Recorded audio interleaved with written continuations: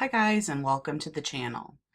We are going to go and do some language analysis on Melissa Guse. Karlie Guse has been missing since October 13th from Northern California. The stepmom, Melissa, the father, and her real mom, Lindsay, were on Dr. Phil. They've been interviewed by Nancy Grace. The stepmom, Melissa, has done some Facebook Lives in regards to Karlie being missing. At first, when I saw the Dr. Phil, the first 10 seconds, I said, oh, those parents know something, and they're just not saying. Because Saturday was the first time I heard about this case, so I went and looked on Dr. Phil. And I'll show you the part that made me think, oh, they either have a hand in this or they know something, and they're not giving the full details. It could have been an accident because of the remorse I see, or I don't know. I just know that that stepmom and that dad know more information than they're giving. So we're going to listen to the Nancy Grace and do a voice analysis on Melissa Guse, because it's quite interesting. So let's get started, okay? Trying to find answers in the disappearance of a gorgeous young girl, Karlie Guse. We know that investigators have searched nearby neighborhoods and the desert terrain using helicopters and scent dogs. They have not found any clue. Listen. She's 5'7", about 115 pounds. She has blue eyes and the cutest little nose and a great smile. And her hair goes all the way down past her, like to her belly, let's say, mid-waist. And she left in her jeans and a t-shirt. So I'm putting it out there and just go for it. Everybody help me out here. I love you all. Everybody please watch, share. Your friends share, my friends share. Everybody's just share the out of it. All right. Thank you. You are hearing the stepmother of missing Karlie Guse. That is Melissa Guse begging for help. Karlie is missing, and joining me right now is that stepmom, Melissa Guse, and the bio dad of Karlie Guse, Zachary Guse. Zachary and Melissa, thank you so much for being with us. Thank you. Okay, before we start, this interview is very telling. To me. Anyways. It was hard to listen to it. They don't seem to want to come forth with a lot of information. Now, when you have a loved one missing, especially your own child, you will give so much information to find your child that the cops have to decide whether it's important or not important. That is how much information a parent will give if their child is missing. Too much. Too much information. So, again, we'll talk more about them as we go along, but let's listen. First question is this. I understand that you last saw Karlie in bed with you at around 5:30 a.m. Is that right?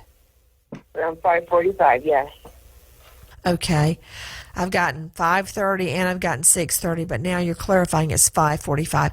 Now, in your Facebook Live, you said that she was wearing jeans, I think. Yeah, I only said that because she always wears her skinny jeans. So I just assumed that she had her skinny jeans on. Would she? Excuse me? Like, how does this stepmom that is supposedly so close to this little girl not know what she was wearing. Doesn't add up. As we go along, you'll see why. She have worn blue jeans to bed? I had picked her up and she had her skinny jeans on. I know, but I mean, when you were in bed with her at 5:45 a.m., did she still have on her jeans? No. Okay, so She had a T-shirt and just her underwear. okay, let me understand, because in the Facebook Live, I'm trying to get the description of what she had on the last time you saw her out there.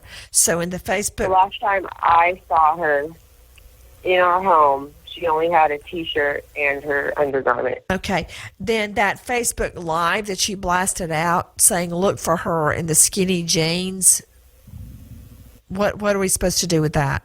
Yeah. That's not right. I was in a panic, and she's not one to go out of the house in sweatpants or anything but her skinny jeans. Okay, all right. What's funny about that? Nothing is funny about that, and she laughs. She gives a wrong description of what her stepdaughter is wearing when she left the house. If she didn't know what she was wearing, that's okay.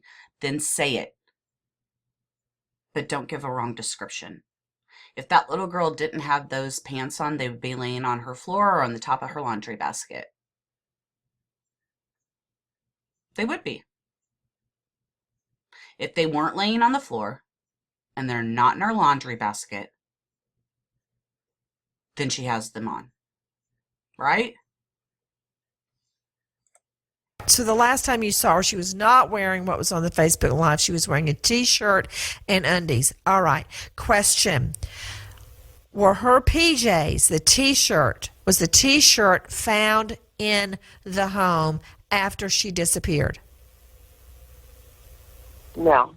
Okay. What was on the T-shirt? What was it?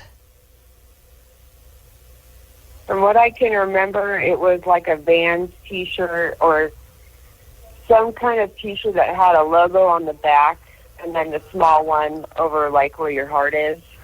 Got you. Who buys her clothes? Her mom doesn't live in state. I'm not saying her mom doesn't buy her clothes, because I'm sure she does. But who buys this 16-year-old's clothes? I know my daughter's a tad bit younger. She's 11. But I know every piece of clothing my daughter owns. I just do. So her answer is ridiculous. Was it white, blue? What was it? It was like a white creamish color. Okay. Do you know what the T-shirt said? No. Okay. Do you know the colors of the T-shirt? It was like a white creamish, and then the logo was also very light. Okay, got it. And that T-shirt that she was in bed with, wearing at 5:45, is not in the home. That tells me she's still in the T-shirt. Yeah, I could not find that in her laundry or anywhere. Okay, got it. Now, what about her skinny jeans? Are they missing? You know, I wouldn't even be able to say yes or no because she has so many clothes. She has like 20 pairs of skinny jeans and 50 different shirts. Then count them. Okay. Regarding the skinny jeans, were they black or blue? The ones that she had worn the night before were light blue. Light blue. Are those missing, the ones she wore the night before? Are they in the dirty clothes? Where are they? I'm trying to figure out what was she wearing when she disappeared. I don't know. Because the two confirmed neighbors said that she had the white shirt and gray sweatpants. Okay, are the gray sweatpants missing? I don't know. Okay. She has so many clothes, I can't even. Let me ask you this. Her cell phone. The laughter again. It's just out of place and uncomfortable. The fact that they don't know if those skinny jeans are at home or not is a red flag. I can tell you what my daughter wore last night, and she was normal, right? It is very off-putting, to say the least.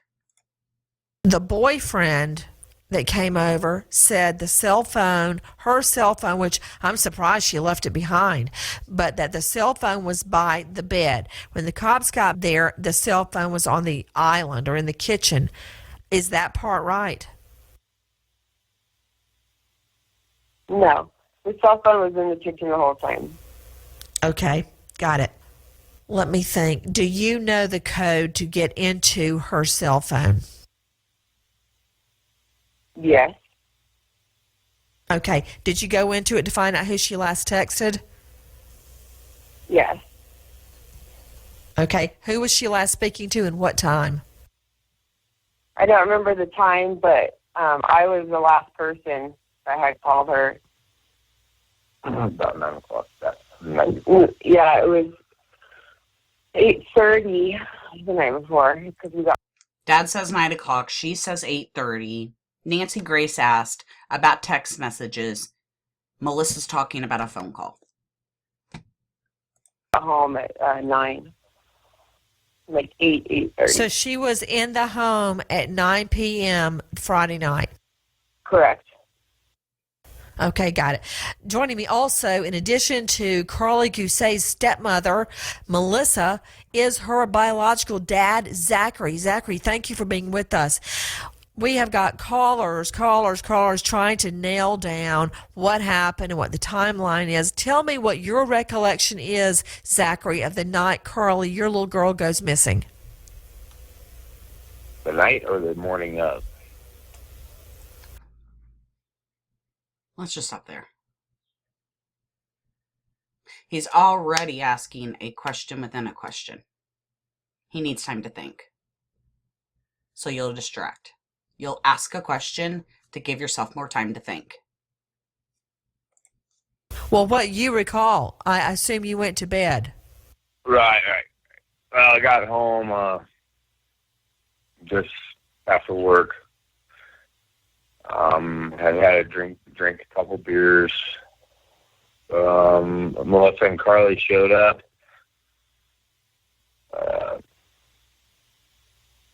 Karlie was acting paranoid. Little. Why does Melissa talk for him? She had her chance to talk. Let him talk. And he did it too. But you can hear her better. It's probably because she's a little bit louder. But it doesn't matter. Like, they're answering for each other. I don't know. It can mean nothing. It's just like, stop. Wait. What do you mean by that? Why was she acting paranoid? She had admitted to smoking Zachary? marijuana. Yeah, she had added. Whoa. I want to go to Zachary. What was she Okay, doing to seem paranoid to you? She had admitted to smoking marijuana, and as the reason why Melissa went to go pick her up early. What was she doing that was acting paranoid to you? Scared. I know, but what did you observe about her that seemed she was paranoid? What did she say? How did she look? She just What was she doing? was acting very nervous and scared about, her phone. What made her look nervous and scared? About us being around her at the moment. That is an indicator of something. We need to keep that in mind as we're going through this. She was scared of them. Remember, she's not coherent completely here. She has been on some kind of drug besides marijuana as we go along. But she's scared of her father, and her stepmom. Okay? So as we go along, the story just gets weirder. And then at other moments, she'd change and just say she loves us and ask us if she was okay. And of course, we said, yeah, you're the. When you said she was acting nervous and afraid to be around you, what was she doing to make you think that? I don't know. Was she running around in circles? Was she hiding in a corner? Was she pulling on her hair? Was she teetering? I mean, he can't give any specifics of what his daughter looked like when she was scared, nervous, and paranoid. She smoked pot. I don't know what was wrong with her. I know, but you're telling me that she told you or told your wife she had had marijuana. All right. Yeah. You're saying she's acting paranoid. What Right. was she doing? Was she pacing the floor? Was she biting her fingernails? Was she twitching? Was she crying? Was she anxious? Was she on her phone? Did she call 911? What was she doing to make you tell me that she was acting paranoid? Because I've Thank God for never seen Nancy my Grace. children act paranoid. And I don't know what that even looks like for a child. What was she doing? She was just standing in the corner, afraid of not being safe. Second time that he has stated that she doesn't feel safe in her own home. Did she say that? Yeah, she felt like she wasn't safe. Oh, okay, well now I'm hearing something after many questions. She said she was afraid. What was she afraid of? I really wish I knew. So when she Them. said, "Dad, I'm afraid," you didn't say, "Of what? Why are you afraid? What are you afraid of?"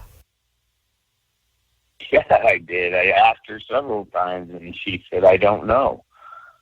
Melissa, what do you recall? What was she saying? I'm trying to figure this out so I can figure out what may have happened to her. What was she afraid of? Because to me, the fact that she's telling you guys she's afraid and then she goes missing can't be separated. That's important, Melissa. What was she saying she was afraid of? She kept saying, I don't know. I said, what are you afraid of? You're home. We're safe. And she said, excuse me. And she said, I don't know. Time to And I was think. like, well, we're here. You're home. You're safe. It's okay. And then she was just very up and down with being paranoid. And then the next minute she was like, fine. It was like a roller coaster with her. And then that's when we said, well, maybe it was laced with something, but we don't know because nobody's saying anything, and everybody says that it was just marijuana. Melissa, did you video Karlie that evening? Yeah, Why? because I wanted to show her the next morning how she was acting. And what does the video show? It's just a voice clip. It wasn't like a video of anything. Okay. Just her talking to me. What was she saying? She was saying all sorts of things. She wanted me to spend the night with her. She wanted me to paint her toenails. She wanted to paint my toenails. She wanted to color. She wanted to read the Bible. She wanted to write. There's just so many things. Okay. I don't believe her. I just don't believe that story. That sounds crazy right there. Let me think this through. So, where is the video now? Have police seen the video? No.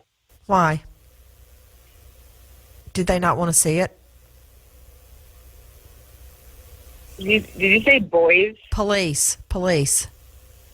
Oh, police. Yeah, I believe they have it because our phones have all been flashed. I mean, did you show it to them? Yes. See, he good, answered good. for her. Let me ask you this. Was the door locked when you guys went to sleep that night? No. We don't lock our house. I'm not judging for that because there's been times I've fallen asleep and our door's been unlocked, but I, 9 times out of 10, lock down like Fort Knox. I don't care where you live. It is the age of times where you have to.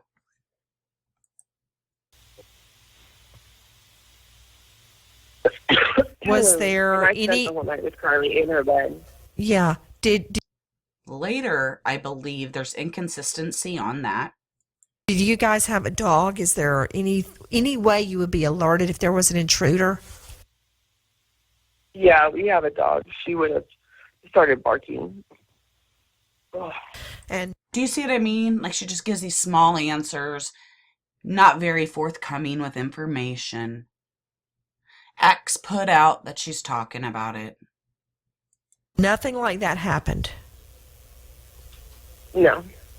Okay. Do I you was guys? in her bed laying with her Okay. the Now whole night. then, at 5:45, what happened? You say you saw her the last time at 5:45 in the morning in bed with her. What happened at 5:45? Yes. And then Okay, let's really pay attention to this because she lies. I fell back to sleep. Okay. And then when I woke back up, it was like 7:15, 7:30, and she was gone. So the working theory is between 5:45 and 7:30, she disappears. Are any of her shoes missing? Yeah. Okay, let me ask the obvious next question. What Well, shoes? now several. What? There's several pairs of her shoes missing now. Oh, the investigators and everything. But she always wears Vans, and her one pair of Vans was missing when they went into her closet. So that's why I believe that she was in her Vans. Were those missing that morning?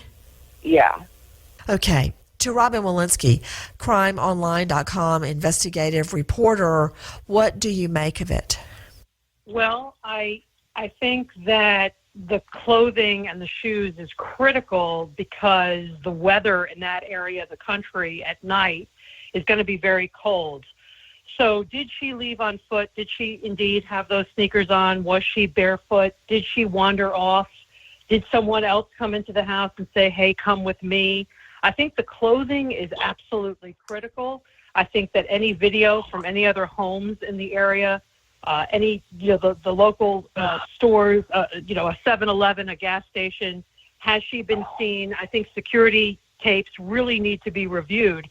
But I think it's critical if someone had on sneakers or they're leaving barefoot or they're in socks. I think that what she was wearing, there needs to be an inventory done of her clothing as to really what she was wearing at the time. Yes. Just got Morgan joining. Oh, go ahead, Zachary. I was just going to ask, how many people in the world Did you hear Melissa laugh again? know the exact amount and what clothes their kids have? I do. Because I have 3. Trust me, I just don't know. I wish I did. Zachary, I can tell you right now that my son is wearing a pair of black laceless tennis shoes, and my daughter is wearing a pair of tan low-cut Converses. I know exactly what shoes and what socks they're wearing, but on the other hand, they're younger, and I laid those clothes out for them, so I know what they have on right now. I'm just wondering, if she, as you were saying, was disoriented the night before. Did she take off her clothes and leave them in the floor? Did she wake up and put those back on? Because right now, we can't even tell people what to look for if she's wandering around because we don't know. Well, as far as Who does her laundry? Does a 16-year-old do her laundry all alone? If so, that's awesome. But that's a question I would want to ask. Does she do her own laundry? Because if she doesn't, then her stepmom would know what her clothes are. What would be missing? What is not missing? as we know, it's tennis shoes, Vans, a dark pair of sweatpants, and a white T-shirt. That's what we know. And that was confirmed by By 3 three different people. two neighbors, and then one. Okay, now I'm just hearing that for the first time. Tell me about that. What did the three neighbors say? Okay, so when we first went out searching in the morning, we searched for 2 hours, and one neighbor that lives on our street, he's older, and I asked him, I said, did you see my daughter walking down the street, you know, a young girl? And he said, yeah, actually I did. And I said, do you know what time? And he said, it was about 6:30. And I was like, okay. And then as the searching and everything keeps going on, we have had 3 more people. 2 are neighbors who live right in this community that saw her wearing a white T-shirt, gray sweatpants, and tennis shoes. I'm going to throw in my conspiracy right now. Let's say an accident happened to this girl. Let's say a drug overdose. They didn't take action. The stepmom panics. The dad panics. The stepmom and the daughter are similar in height and look. What if the stepmom got dressed like her daughter and was the one walking in the neighborhood? And then, you know, the retired police officer says, yeah, I saw her walking. And then the other neighbors, yeah, but it was actually the stepmom and not her. Because how do they know it's exactly Karlie? How do they know that? Do they know her personally? So they could say with 100%, yeah, that was definitely Karlie. Or did they see someone in gray sweatpants and a white T-shirt and they assumed it was Karlie? Stepmom could have dressed like that and walked around the neighborhood. That's my opinion. Walking west on our road, and then the other one confirmed person was a wooder, which is like somebody who goes out to chop wood. He saw her at 7:30 down by Highway 6. Where in the world do you think she was headed? I have no idea. Not a clue. I wish I knew. This case is crazy. I'm going to add in here at the end a Facebook clip. It was 53 seconds long and a Freudian slip. There's like 2 other indicators in this 53-second clip of showing the stepmom possibly knows more than she's saying, and that she gets a little offended almost at a comment about her not being the mother. You can see it in her facial expression. So I'm going to put that up. Like, subscribe, share, or don't. But come back around to see my session with Spirit in regards to Karlie. Okay? Love you guys. Take care.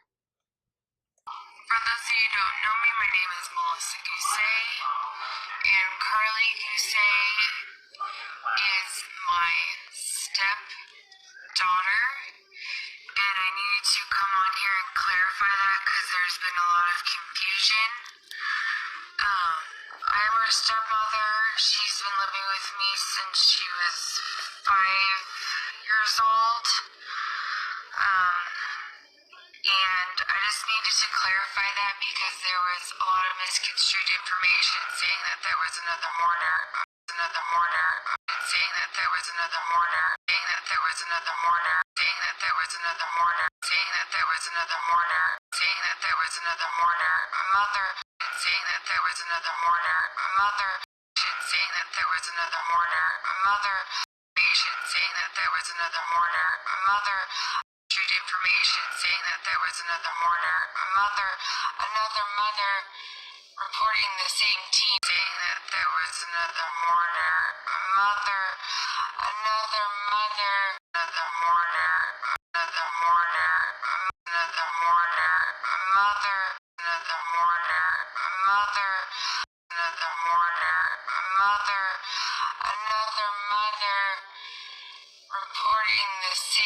teen missing.